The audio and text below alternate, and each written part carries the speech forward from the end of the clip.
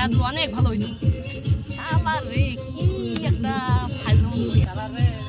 ভাই কি খবর? এই তো ভাই খবর, টাকা পয়সা নাই, কি করবো?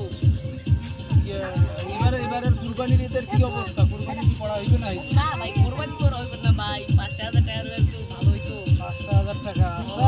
টাকা তো দিতে পারবো না, আমি এক জায়গায় দোকানে বাকি খাই, ওইখান থেকে কিছু এখন নিয়ে দেবো, কিছু নিয়ে দেবো। আর ঈদের মধ্যে, ঈদের দিন মোটামুটি টাকা পয়সা দেবো। ঈদের দিন এক জায়গা থেকে আমার আসার কথা, টাকা কিছু টাকা আসলে কিছু দেবো এখন টাকা, ঠিক আছে? এখন চলেন আমি টাকা পয়সা কিছু দিব। আচ্ছা ভাই, ওরা তো আমাকে ধরবে না? না না, কোনো কিছু বলবো না, আমি আছি।